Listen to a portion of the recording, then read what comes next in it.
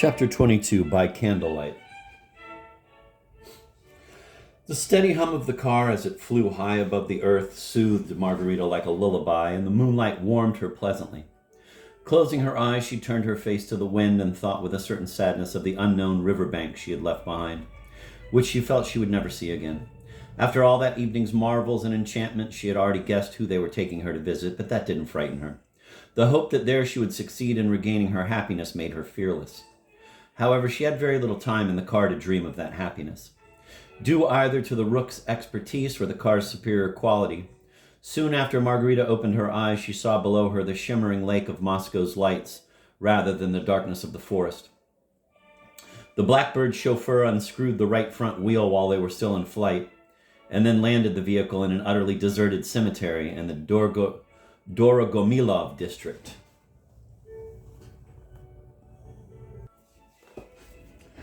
After depositing the unquestioning Margarita in her broom next to one of the gravestones, the rook sent the car rolling straight into the ravine behind the cemetery.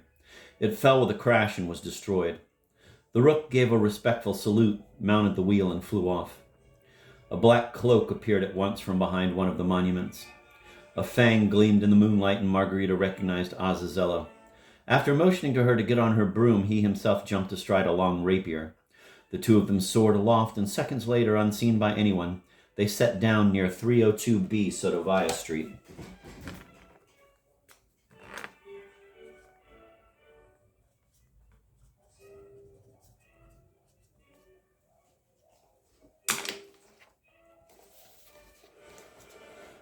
As the two companions carrying broom and rapier under their arms passed through the gateway, Margarita noticed a man in a cap and high boots who was loitering there, probably waiting for someone.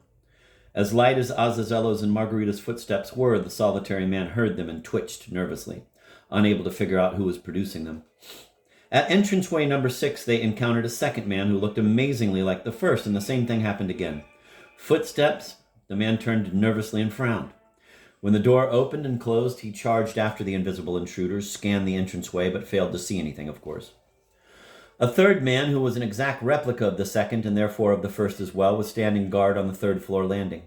He was smoking strong cigarettes, and Margarita coughed as she walked past him. The smoker jumped up from the bench on which he'd been sitting as if he'd been jabbed by a needle, began looking nervously about, walked over to the banister and looked down. By this time, Margarita and her escort had already reached the door of apartment number 50. They did not ring. Azazello opened the door noiselessly with his key.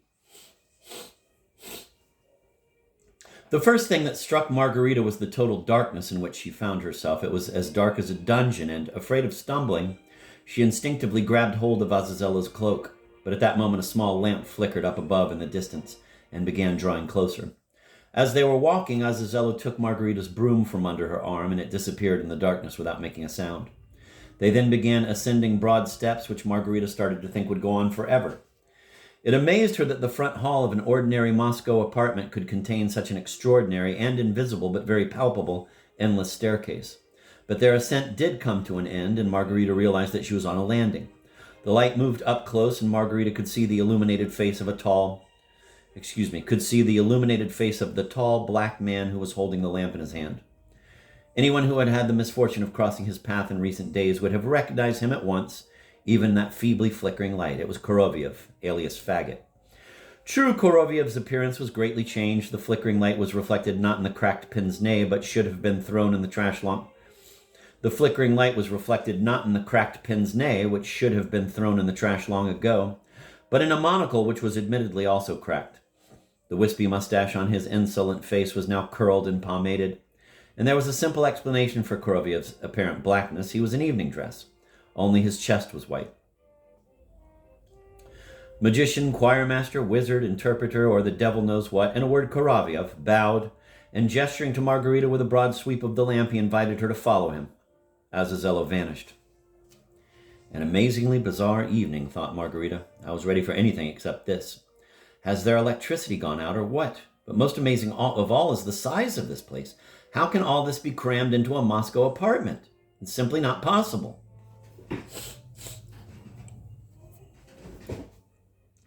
However meager the light from Koroviev's lamp, Margarita nevertheless realized that she was in an absolutely immense room. What is more, a room with a colonnade, which was dark and at first glance endless. Koroviev stopped beside a small couch, placed his lamp on a little pedestal, gestured to Margarita to sit down, and situated himself beside her in a picturesque pose, leaning with his elbow on the pedestal. "Allow me to introduce myself," said Koroviev in a creaky voice. "I'm Koroviev. Are you surprised there's no light? We're economizing. Is that what you thought? No, not at all. And if I'm lying, then let the first executioner who comes by, say one of those who will shortly have the honor of kissing your knee, chop my head off on this very pedestal. It's simply that Mazur doesn't like electric light, and we turn it on only at the last moment. And then, believe me, there'll be no shortage of light. It would probably be better if there were less, in fact." Margarita liked Koroviev, and his high-flown chatter had a calming effect on her. "No," replied Margarita, "what surprises me the most is where you found all this space." With a sweep of her arm, she indicated the immensity of the room. Koroviev smirked sweetly so that the shadows stirred in the wrinkles around his nose. Let's repeat that just for all the susurrant sounds. Koroviev smirked sweetly so that the shadows stirred in the wrinkles around his nose. "The simplest thing of all," he replied. "Anyone familiar with the fifth dimension has no trouble whatsoever expanding his residence to whatever size he wishes. I might add, esteemed lady, to the devil knows what size.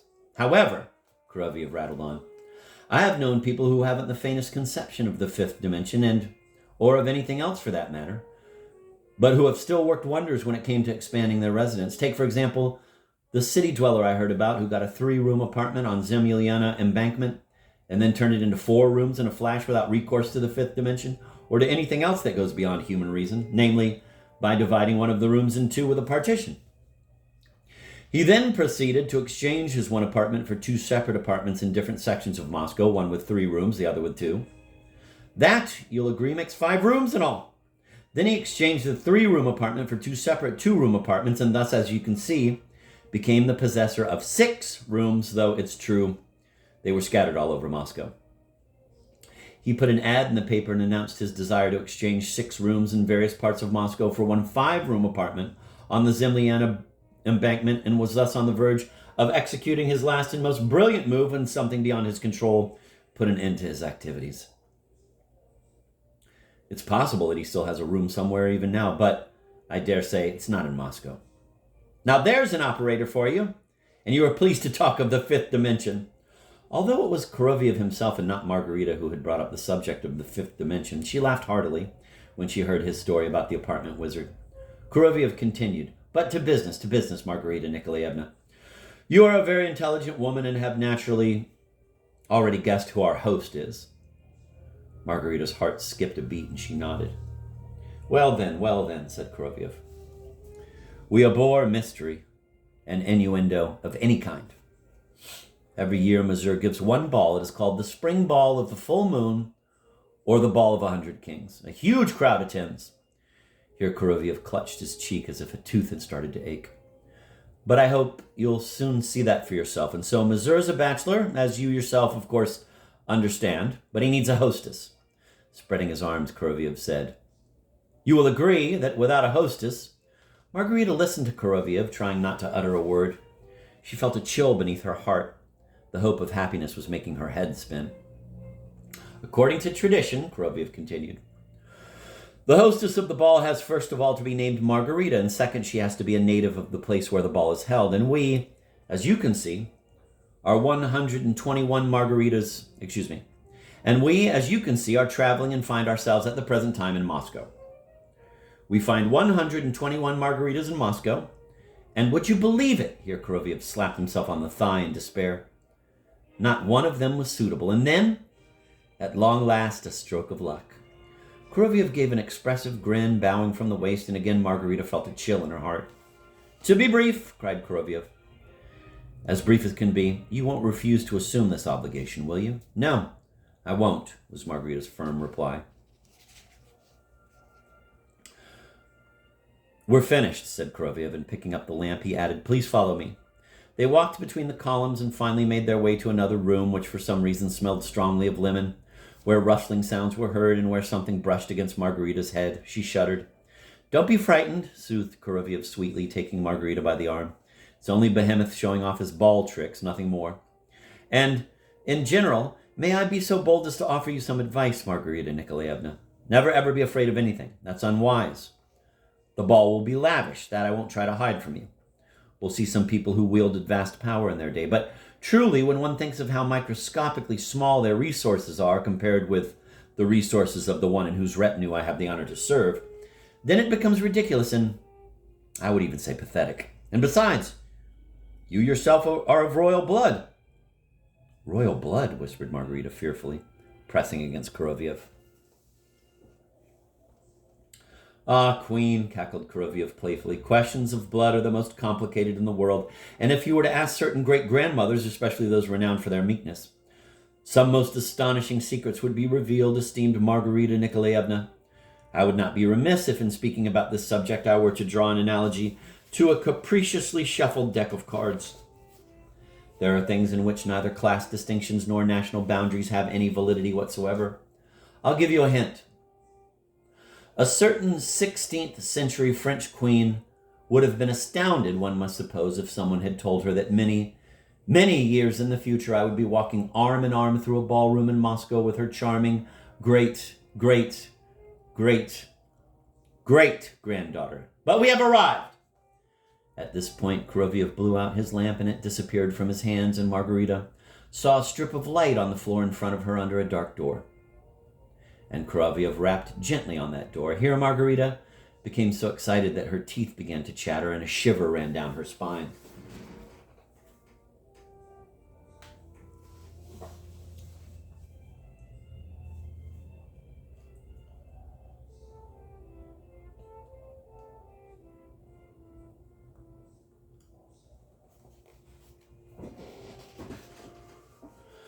The door opened. The room turned out to be quite small. Margarita could see a wide oak bed covered with dirty, wrinkled, and crumpled sheets and pillows. In front of the bed stood an oak table with carved legs, on top of which was a candelabrum with sockets shaped like bird claws. Burning in the 7 gold claws were thick wax candles. There was also a large chessboard on the table with unusually skillfully crafted chessmen. A low stool stood on a small threadbare carpet. On still another table there was a gold cup and a second candelabrum whose branches were fashioned like a snake's. The room smelled of sulfur and pitch. The shadows from the candelabra crisscrossed over the floor. Among those present, Margarita immediately recognized Azazello, who was now dressed in tails and standing by the head of the bed. Now that he was all dolled up, Azazello no longer resembled the ruffian in whose identity he had appeared to Margarita in Alexandrovsky Park, and he gave Margarita a particularly gallant bow. A naked witch, the same Hella who had so embarrassed the respectable bartender at the Variety, and alas, the same one who, to Rimsky's great good fortune, had been scared off by the rooster on the night of the famous performance, was sitting on the rug by the bed, stirring something in a pan that gave off sulphurous fumes. In addition to the others, there was a huge black cat who was sitting on a tall stool in front of the chess table, holding a knight in his right paw. Hella got up and bowed to Margarita. The cat did likewise after jumping off his stool. Clicking its right hind paw, it dropped the knight and crawled under the bed to retrieve it. Dying from terror, Margarita somehow managed to see all this in the deceptive shadows of the candlelight. Her gaze was drawn to the bed on which sat the one whom poor Ivan, at Patriarch's Pawns, had recently tried to convince of the devil's non-existence. This non-existent being was, in fact, sitting on the bed.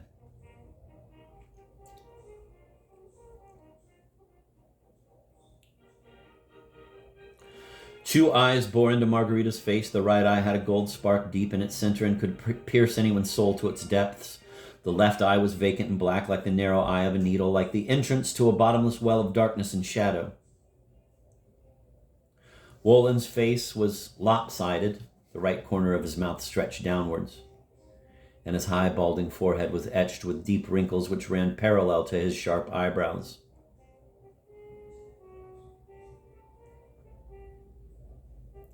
An eternal suntan seemed to have been burned into Wolin's face. Wolin lay sprawled on the bed, dressed only in a long nightshirt which was dirty and patched on the left shoulder. One naked leg was folded beneath him and the other was stretched out on the stool. Hella was massaging the knee of this dark leg with a smoking salve.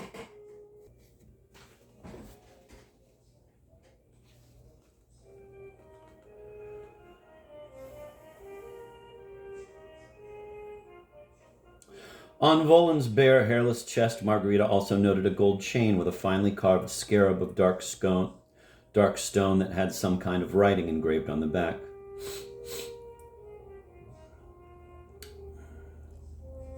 Next to Voland on the bed, on a heavy base, stood a strange globe that seemed to be alive and was lit up on one side by a sun. The silence lasted for several seconds. He's studying me, thought Margarita, making an effort to control the trembling in her legs. After smiling, which seemed to ignite the sparkle in his eye, Voland at last began to speak. I welcome you, Queen, and beg you to excuse my at-home attire. Voland's voice was so low that on certain syllables it drawled out into a wheeze. He picked up a long sword that was lying on top of the bedclothes, bent down, and poked it under the bed, saying, Come out of there. The game is over. Our guest has arrived. Not on my account, whistled Koroviev anxiously in Margarita's ear, playing the role of prompter. Not on my account, began Margarita. Monsieur, Koroviev breathed into her ear. Don't stop on my account, Monsieur, said Margarita softly but clearly. After regaining control of herself and smiling, she added, Please don't interrupt the game on my account. I imagine the chess magazines would pay a tidy sum for the chance to print it. Azazello cackled softly and approvingly while Voland looked at Margarita attentively and then remarked, as if to himself, Yes, Koroviev's right. How capriciously the deck is shuffled. Blood tells. He extended his hand and beckoned Margarita to come closer. She did so without feeling the floor beneath her bare feet. Voland placed his hand, heavy as stone, yet at the same time hot as fire, on Margarita's shoulder, turned her towards him, and seated her on the bed next to him. Well, since you are so enchantingly kind, he said, and I never expected otherwise, we'll dispense with formalities.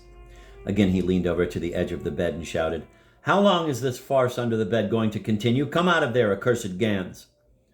I can't find the knight, replied the cat in an affected and muffled voice under the bed. He galloped off somewhere and a frog's turned up instead. What do you think this is, a fairground? Asked Voland, pretending to sound angry. There was no frog under the bed save those cheap tricks for the variety. If you don't come out this minute, we'll consider that you've forfeited the game, you damned quitter. Not at all, Monsieur, howled the cat, and he crawled out that second, holding the knight in his paw. I'd like you to meet, began Voland, and then interrupted himself. No, I can't stand the sight of this clowning fool. Look what he did to himself under the bed. In the meantime, the cat, covered in dust and standing on his hind paws, was bowing to Margarita. He had a white bow tied around his neck, and a pair of ladies' mother-of-pearl opera glasses hanging from a cord on his chest. In addition, the cat's whiskers were gilded. Well, what's all this? Exclaimed Voland. What did you gild your whiskers for? And why the devil do you need a tie if you're not wearing trousers? Cats aren't supposed to wear trousers, Monsieur, replied the cat with great dignity. Will you tell me next that I have to wear boots? It's only in fairy tales that you see a cat in boots, Monsieur.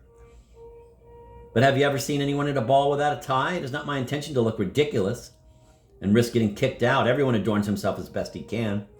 Keep in mind, Monsieur, that this applies to my opera glasses as well. But whiskers. I don't understand, retorted the cat dryly. Why, Azazello and Koroviev could sprinkle themselves with white powder when shaving today, and why is that preferable to gold? All I did was powder my whiskers. It would be a different matter if I had shaved. A shaved cat, now, that really would be an abomination. I couldn't agree more, but I can see, here the cat's voice trembled with hurt feelings, that I'm being picked on and that I'm facing a serious dilemma. Should I even go to the ball? What do you say to that, Monsieur? The cat was so puffed up with hurt feelings that it looked like he would burst in a second.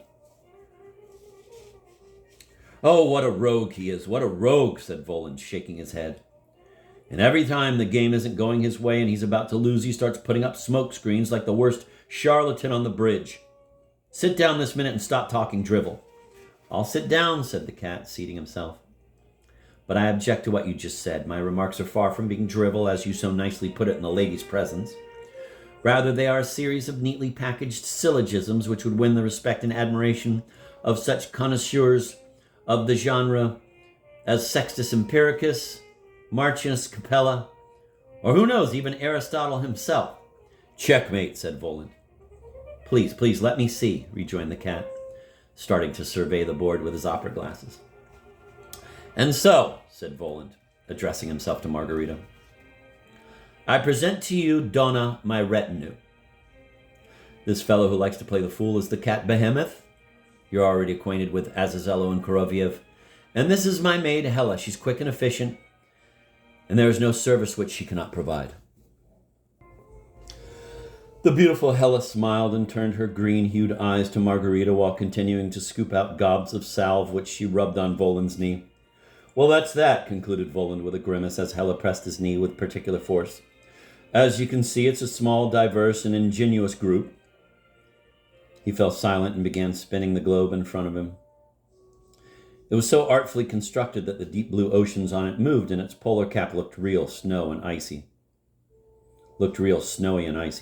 Meanwhile, the chessboard was in chaos. An utterly distraught king in a white cape stamped on his square, his arms raised in despair. 3 white lansquenet pawns with halberds stared in confusion at a bishop who was waving his crozier and pointing ahead to where Voland's black knights could be seen on adjacent black and white squares, mounted on 2 mettlesome steeds who were pawing the squares with their hooves.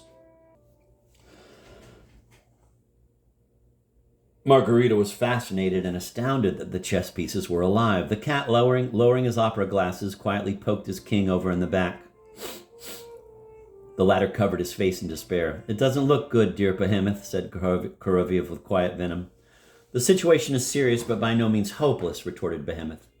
Moreover, I'm completely confident of ultimate victory. A careful analysis of the situation is all that is required. He began this careful analysis in rather a strange way, namely by making faces and winking at his king.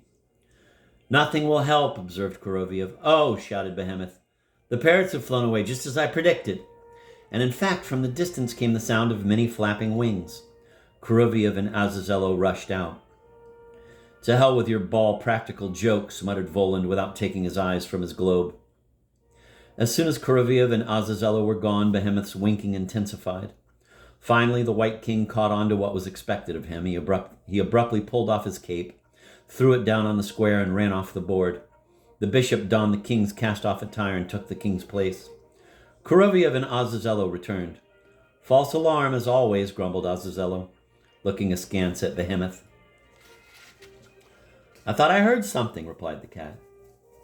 Well, how long is this going to go on? Asked Voland. Checkmate. Perhaps I misheard you, my maître, but my king is not in check, nor could he be. I repeat, checkmate. Monsieur, responded the cat in a fake, anxious voice. You must be overtired. My king is not in check. Your king is on square G2, said Voland without looking at the board. Monsieur, I'm horrified, wailed the cat, faking a look of horror. There's no king on that square. What are you saying? Asked Voland in disbelief as he looked at the board and saw the bishop on the king's square turn away and cover his face with his hand. Oh, you scoundrel, said Voland pensively. Monsieur, I must again appeal to logic, began the cat, pressing his paws to his chest. If a player says checkmate and there is no trace of the king on the board, then the checkmate is null and void. Do you concede or not? Shouted Voland in a terrible voice. Let me think for a bit, answered the cat meekly. He then put his elbows on the table, covered his ears with his paws, and began to think. He thought for a long time and finally said, I concede. Kill the stubborn beast, whispered Azazello. Yes, I concede, said the cat, but only because I can't play when I'm being badgered by envious bystanders. He got up and the chessmen clambered into the box. Hella, said Voland, it's time. And she disappeared from the room. My leg has flared up again and now there's this ball, continued Voland. Allow me, said Margarita softly. Voland stared at her intently and then moved his knee over to her. The salve was as hot as lava and burned Margarita's hands, but she did not flinch and rubbed it into his knee, trying not to cause him any pain. My close friends insist that it's rheumatism, said Voland, keeping his eyes fixed on Margarita. But I strongly suspect that the pain in my knee is a memento from my intimacy with a certain enchanting witch whom I met in the Brocken Mountains, in the Devil's Pulpit, in 1571.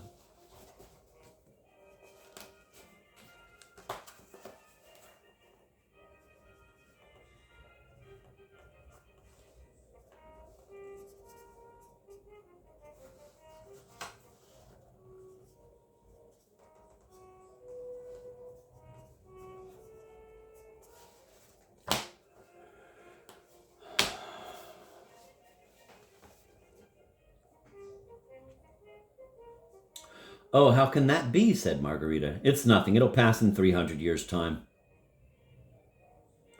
A multitude of medications have been recommended to me, but I'm a traditionalist and remain partial to my granny's remedies. My grandmother, the vile old hag, left me some incredible herbs. Is there perhaps some sadness or anguish that is poisoning your soul? No, monsieur, there's nothing like that, was Margarita's shrewd reply. And now that I'm here with you, I feel completely fine. Blood is what counts, said Voland merrily to no one in particular, and added, I see my globe interests you. Oh yes, I've never seen anything like it. Yes, it is nice. To be frank, I don't like listening to the news on the radio. The announcers are usually young women who can't pronounce place names properly. And what's more, at least a third of them seem to have speech defects, as if that were a job requirement. My globe is much more convenient, especially since I have to know exactly what's going on. For instance, look here. Do you see that piece of land washed on one side by the ocean? Look how it's bursting into flame. A war has broken out there. If you look closer, you'll see it in detail.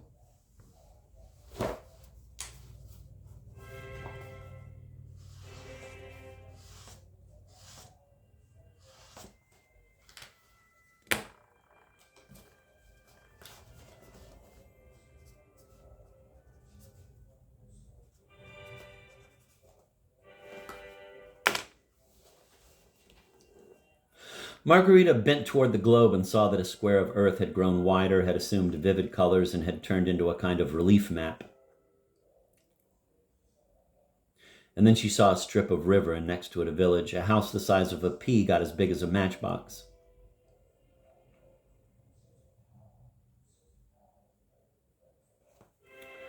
Suddenly and noiselessly, the roof of the house blew off into the air with a puff of black smoke. The walls of the house caved in, so that nothing was left of the two-story matchbox except piles of rubble spewing black smoke. When she looked even closer, Margarita could see a tiny female figure lying on the ground, and next to her was a baby lying in a pool of blood with its arms stretched out. So that's that, said Voland, smiling. He had no time to sin. Abaddon's work is flawless. I wouldn't want to be on the side fighting against this Abaddon, said Margarita. Whose side is he on? The more I talk with you, Voland replied pleasantly, the more convinced I am that you're very intelligent. Let me put your mind at ease. He is totally neutral and sympathizes equally with both contending sides. As a result, the outcome is always the same for both of them. Abaddon! Called Voland in a soft voice, and out of the wall appeared a thin figure in dark glasses. The glasses made such a strong impression on Margarita that she let out a soft scream and buried her face in Voland's leg. Stop that, yelled Voland. How nervous people are nowadays. He slapped Margarita's back so hard that her whole body reverberated with the sound. Can't you see he's got his glasses on? Moreover, he never has appeared, nor will he ever appear, before anyone's time has come. And besides, I'm here. You're my guest. I just wanted to show him to you. Abaddon stood motionless.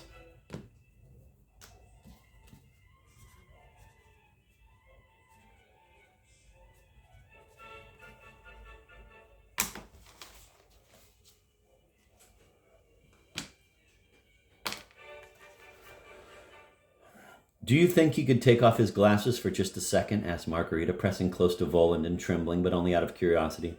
No, that is impossible. That is impossible, Voland replied in a grave voice, waving his arm at Abaddon, who then disappeared. What do you wish to say, Azazello? Monsieur, answered Azazello, permit me to speak. 2 outsiders have appeared, a beautiful woman who keeps whimpering and begs permission to stay with her mistress, and also her, pardon the expression, hog. Beautiful women have strange ways, remarked Voland. It's Natasha. Natasha, exclaimed Margarita. Well, let her stay with her mistress and send the hog to the cook's. To be butchered? Cried Margarita in fright. Have mercy, Monsieur. That's Nikolai Ivanovich, our downstairs neighbor. You see, there's been a mistake here. She rubbed him with that cream. Just a minute, said Voland. Who the hell's going to butcher him, and what the devil for? Just let him sit with the cooks for a while, that's all. You'll agree I can't very well let him into the ballroom. Well, yes, added Azazello and announced. Midnight is approaching, Monsieur. Ah, good, Voland turned to Margarita. And so, please come with me. I thank you in advance. Don't get flustered and don't be afraid of anything. Drink nothing but water, or else you'll wilt and it will be hard for you. Time to go. Margarita got up from the rug, and then Kuroviev appeared in the doorway.